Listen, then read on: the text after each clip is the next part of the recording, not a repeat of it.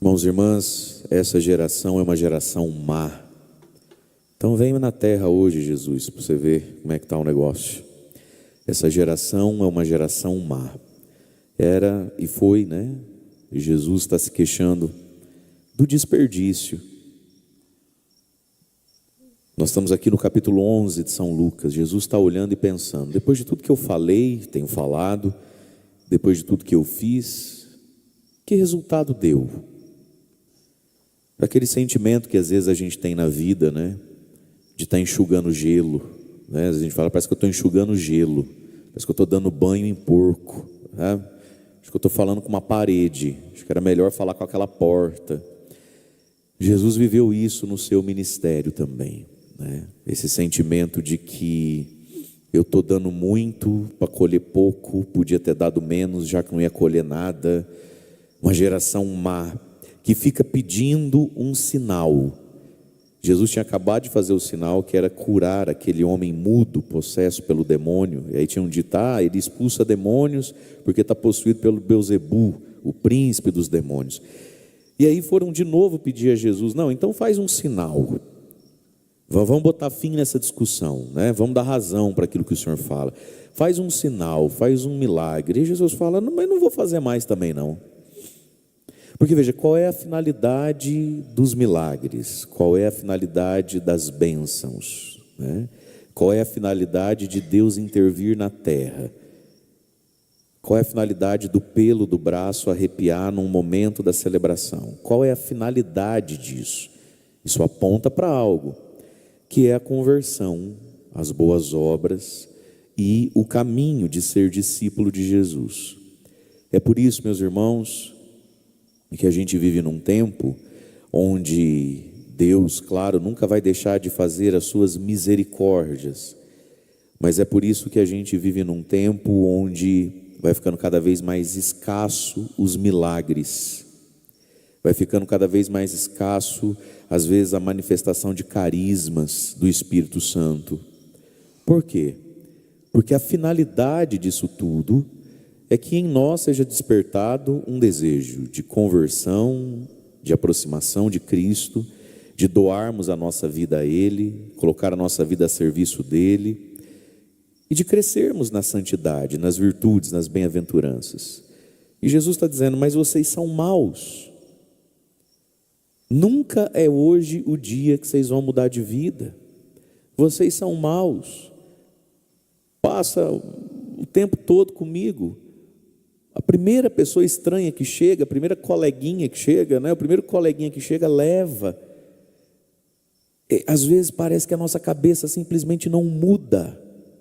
Impressionante como a gente é mundano nas finezas da vida, das coisas. Não muda, e Jesus está falando, sinal, milagres, eu não vou dar mais. Até porque nós estamos aqui no capítulo 11 de São Lucas, e se você pegar aí a sua Bíblia e for lendo de trás para frente, aí Lucas 10, Lucas 9, Lucas 8, Lucas 7, Jesus já tinha feito muitos sinais e prodígios. O que esse povo não tinha visto ainda? O que eles não tinham escutado ainda? Já tinha visto de um tudo, já tinha escutado de um tudo. Meu irmão, minha irmã, chega uma hora que é má vontade o nosso problema. Sabe, chega uma hora que é má vontade. Chega uma hora que é feio, dramático, mas a gente teria que reconhecer. A gente não quer o que a gente diz que quer. Esse é o ponto. E a gente ama aquilo que a gente diz que rejeita. No fundo, a gente ainda ama, tem até mesmo afeto. Alguns trejeitos errados da vida que a gente herdou de pai e mãe às vezes, no fundo a gente gosta daquilo. E eu não estou falando de sexo, droga e rock and roll só não, eu estou falando de coisinhas. No fundo a gente gosta do nosso mau humor, a gente gosta de ser a barraqueira da família que mete o dedo na cara da tia. A gente gosta de ser o safadão do grupo, que sempre, por engano, manda um videozinho que não devia. A gente gosta da nossa arrogância, da nossa prepotência. No fundo, a gente gosta de ser a vítima de um pai e de uma mãe. É por isso que a minha vida não desempaca. A gente vai gostando. A gente cria afeto e apego mesmo. Sejam os prazeres mais desordenados, mundanos, sejam alguns trejeitos, algum mau viso de nós mesmos. E no fundo, não, a gente não acha bonito. Lá no fundo de nós, a gente não ama nem acha bonita a virtude e a santidade. A gente até chega perto de Deus, mas a gente gosta de manter uma distanciazinha de segurança. A gente não acha bonito. A gente não acha para nós. E por que não acha que é para nós? Porque no fundo não acha bonito. No fundo, lá no fundo de nós, é meio que inconfessável isso. A gente reza, a gente pratica a religião, mas lá no fundo de nós, a gente acha cafona o evangelho. A gente acha feio. A gente acha cafona a virtude. No fundo de nós, muitas coisas que a gente diz, eu queria tanto. Mentira, não queria tanto não. E Deus me livre, se Deus me der, porque lá no fundo, boa parte de nós, meus irmãos, achamos a santidade, a coerência do evangelho cafona. E na primeira oportunidade que a gente tem de ser modesto e humilde, de novo a gente opta pela vaidade, pelo glamour. E quando a vida nos dá a ocasião de escolhermos a castidade, a gente escolhe a cama.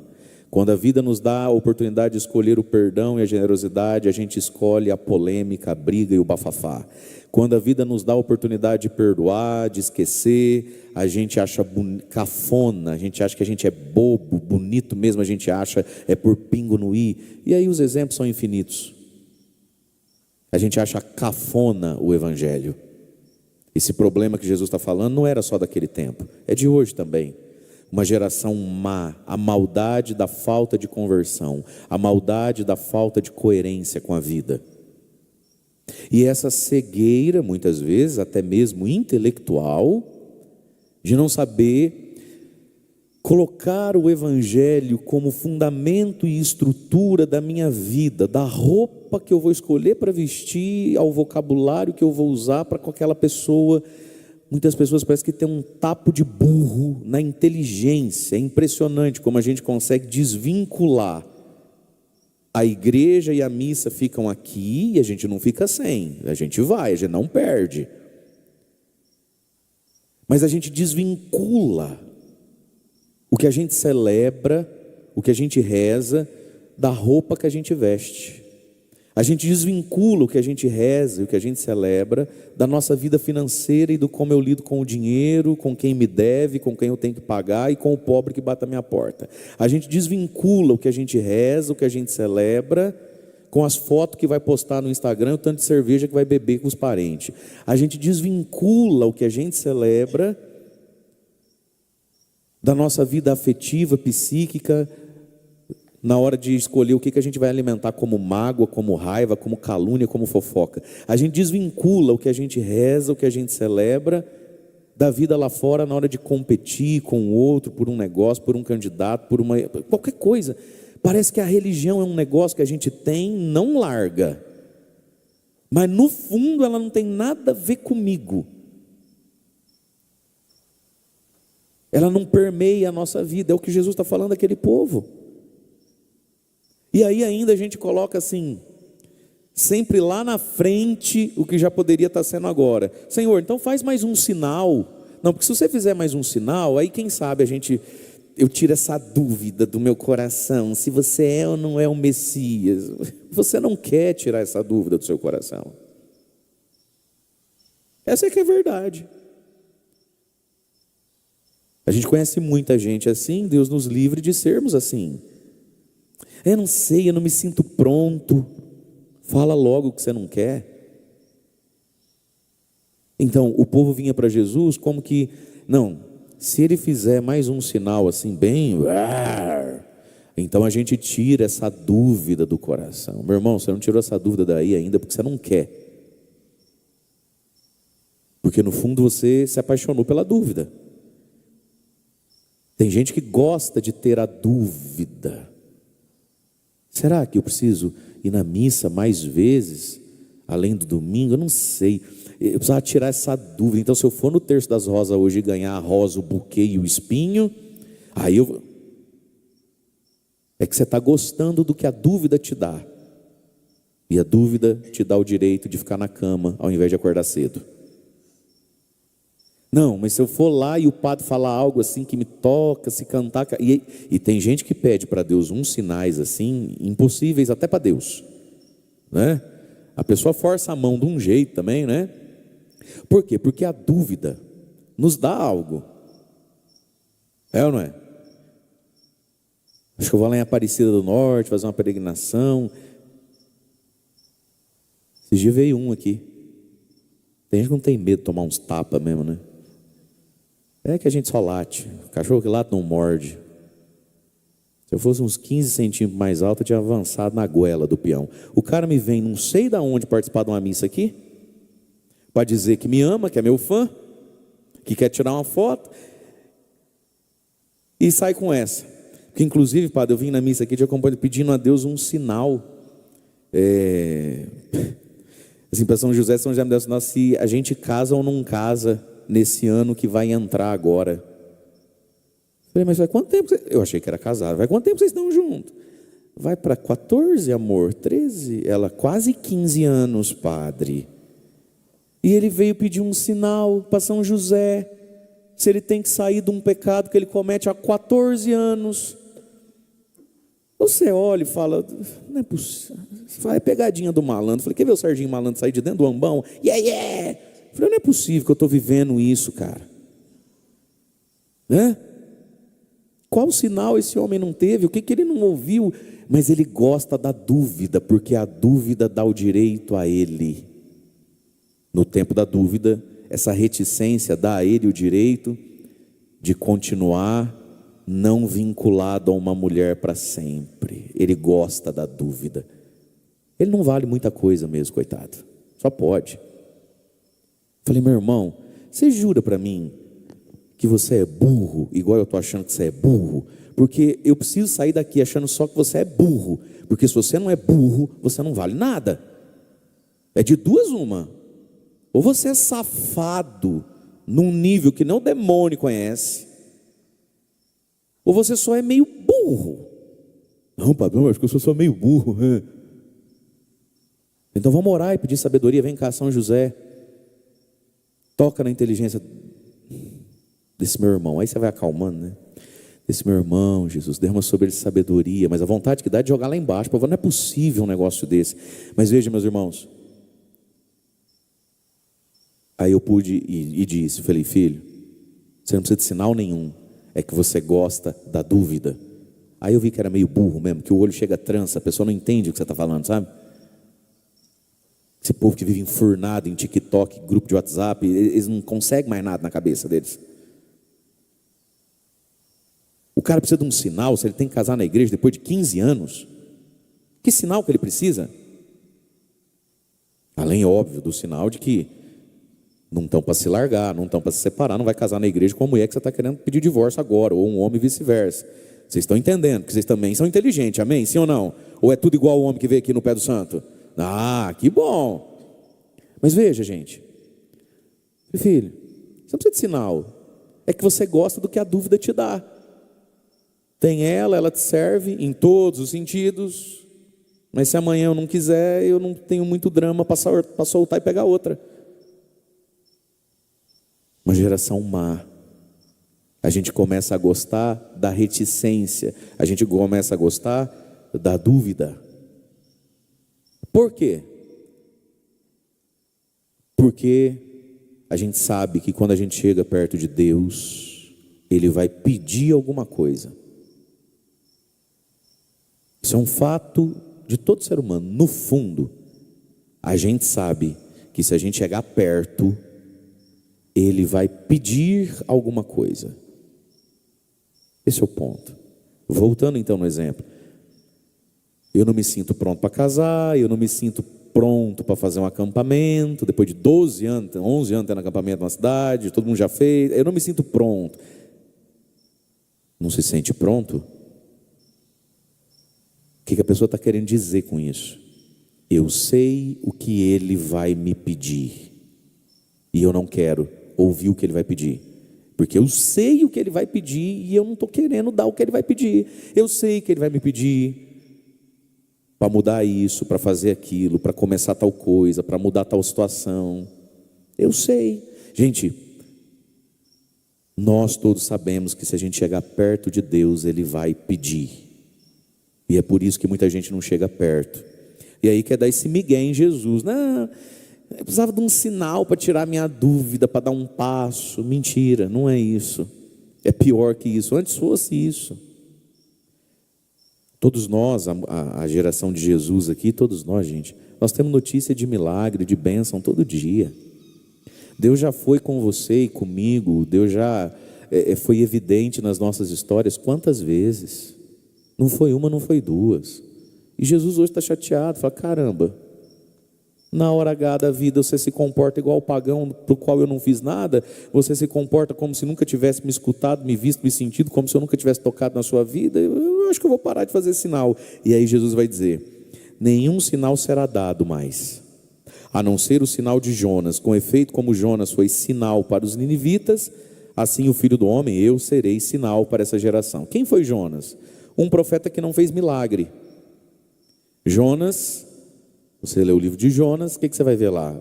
Um homem que pregou a conversão, que anunciou uma mudança de vida. Ele não fez milagre, ele não fez cura, não fez nada o Jonas. Ele só pregou a conversão. Ele só jogou uma informação na mente, no coração de Nínive, no bom senso de Nínive, e Nínive acolheu aquela pregação, né? Mas veja, Jonas não fez milagres, Jonas não fez cura. Jonas pregou a mudança de vida. Jonas pregou o fim da idolatria de tantas coisas em Nínive, para que Deus fosse Senhor do coração e da vida deles, do menor ao maior, diz o livro de Jonas, né? Do rei até os animais, tudo. Foi isso que Jonas pregou. E quem é Jonas? Jonas é o homem vindo da barriga de uma baleia depois de 3 dias. Como Jesus vai vir da terra depois de 3 dias na sua ressurreição. E Jesus está dizendo, e é isso aí que eu vou dar para vocês. Eu vou pregar, aí vocês juntam aí alhos com bugalhos, vê se o que eu estou falando faz sentido para você, vê se você quer, e deu. E chega uma hora que Deus olha para você e para mim e fala, Mário Augusto, você vê o que você quer, filho? Você quer viver no pecado, você quer viver na graça? Você quer corresponder a mim ou você quer ser medíocre porque todo mundo faz, todo mundo anda? Hoje em dia é complicado essas coisas, né, padre? Você escolhe. E nenhum de nós vai poder olhar e dizer para Deus que faltou sinal, que faltou evidências da realidade de Deus na nossa vida, na nossa história, porque está cheio. Se a gente olhar para a nossa vida, Deus foi evidente assim, Deus quase que se impôs um tanto de vez que a gente não tem mais desculpa. E aí Jesus continua dizendo, e no dia do julgamento final, olha essa palavra, julgamento, no dia do julgamento final, no dia da sentença final, a rainha do sul se levantará juntamente com vocês, vai ficar todo mundo de pé diante do trono de Deus, e eu não vou condenar ninguém, Jesus está falando. Vocês não pensam que é eu não vou condenar ninguém. Ela mesma, a rainha do sul, condenará vocês. Quem foi essa mulher? Jesus explica, o povo da época sabia. Porque ela veio de uma terra muito distante, a rainha de Sabá, lá onde hoje é os norte da África, Etiópia. Veio de uma terra muito distante, andou muitos e muitos dias para ouvir a sabedoria do Salomão, do rei Salomão, filho de Davi, lá 600 anos antes de Jesus. E aqui está, quem é maior que o Salomão? Veja, meus queridos, olha o que Jesus está falando aqui, olha que interessante isso aqui. No último dia, eu não vou condenar vocês não, não vai ser eu que vou condenar vocês. Sabe quem vai condenar vocês? Que ficam debatendo comigo. Sabe quem vai condenar vocês que não acolhem as palavras que eu digo como fundamento da vida, como sabedoria da vida? Você ou não? A rainha de Sabá. Aí eles lembraram dela. Poderosa, glamurosa, bonitona, riquíssima. rodeada de muitos deuses e sábios lá dos cultos deles. Essa mulher montou no lombo de um camelo, andou dias e dias e dias e dias. Ela que era a top da vez, e veio parar aqui para ouvir o Salomão. Olha que esforço, olha que distância que ela encurtou, distância física, distância existencial, porque ela é uma rainha, ela era dona de metade daquela África lá. E essa mulher sentou para ouvir Salomão. Ora, eu sou bem maior que o Salomão, e a distância de vocês em relação a mim é bem menor, fisicamente nenhuma. Igual no Piquiri, ninguém está a mais que 10, 15 minutos andando da igreja, né? Fisicamente. E no sentido egóico da palavra, a distância também é menor, porque é como se Jesus estivesse falando: nenhum de vocês é bonito igual ela, rico igual ela, nem inteligente igual ela, vocês são bem pé rapado. E eu sou maior que o Salomão, e vocês fazem jogo duro comigo. Eu não vou condenar ninguém. Quando no último dia começar com aquela conversa de que era longe, era ruim de estacionar o carro, demorava, vem cá, povo da Finlândia, que vai vir na missa de São José aqui agora dia 19, conta ali para o rapaz da Padre Alfredo que é ruim de estacionar o carro na hora da missa da noite. Faça-me o favor, filho, eu não vou condenar ninguém, Jesus está dizendo. Quem vai te condenar é quem fez aquilo que você dá desculpa para não fazer. É por isso, meus queridos, que o bem, a virtude, às vezes é tão odiado. Porque quando você dá um passo, você tirou a desculpa de quem está parado, verdade ou não é? É ou não é verdade? Quando você dá um passo, você dá a desculpa de quem ficou parado, você tirou a desculpa da pessoa. Às vezes a pessoa fala assim: não sei, padre, o que está acontecendo? Eu sou na minha, eu sou tranquilo, eu não fico assim, fustigando as pessoas, não, eu sou de boa.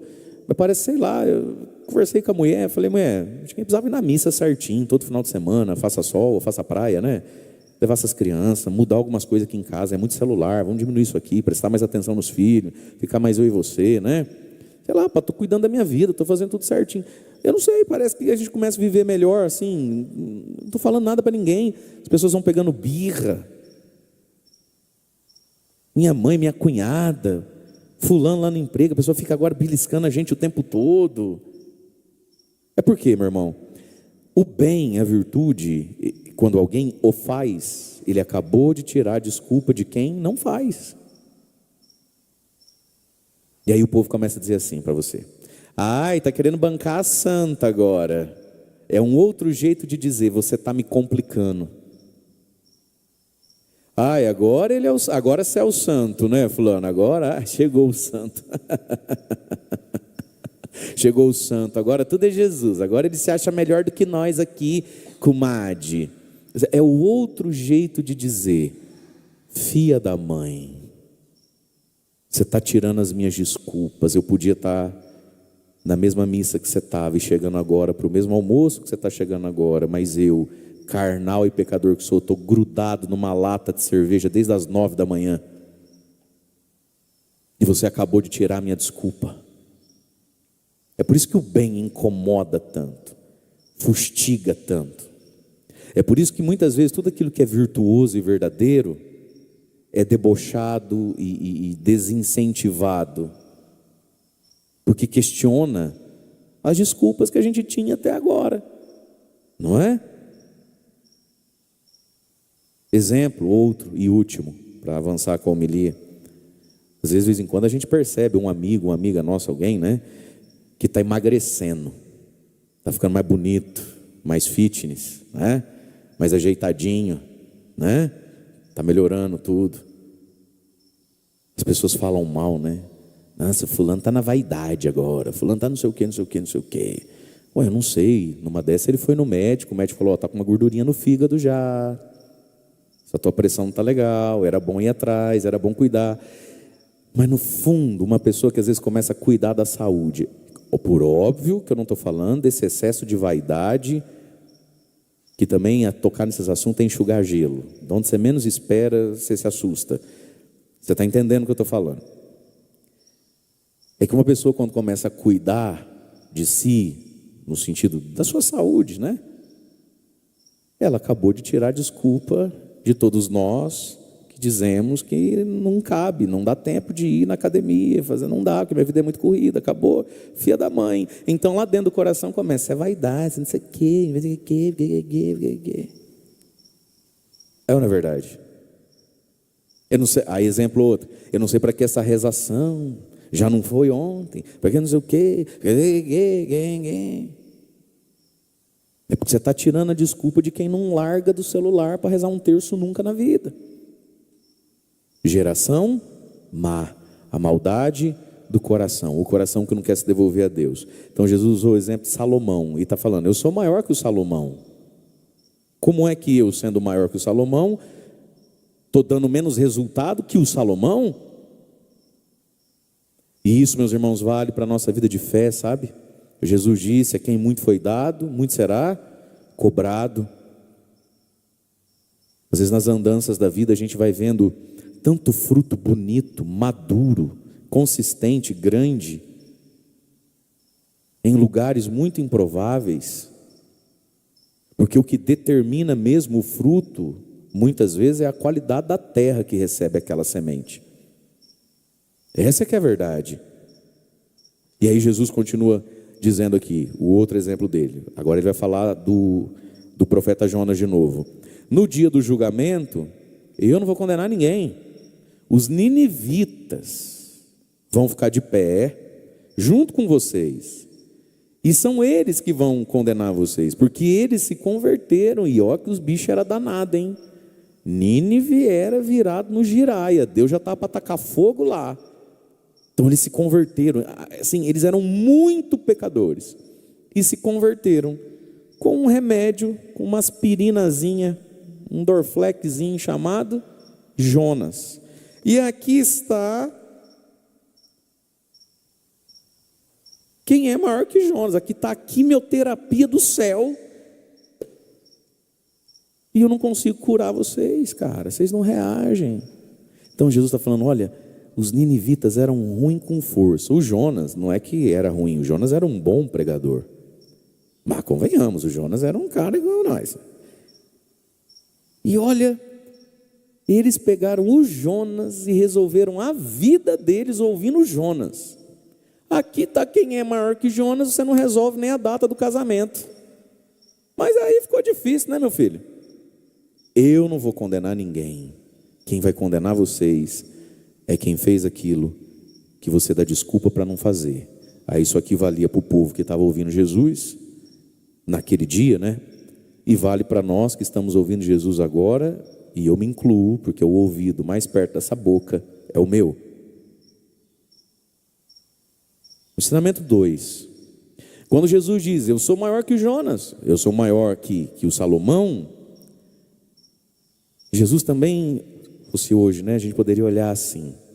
Nós temos visto, meus queridos, pessoas assim vivendo mudanças muito grandes na vida, às vezes,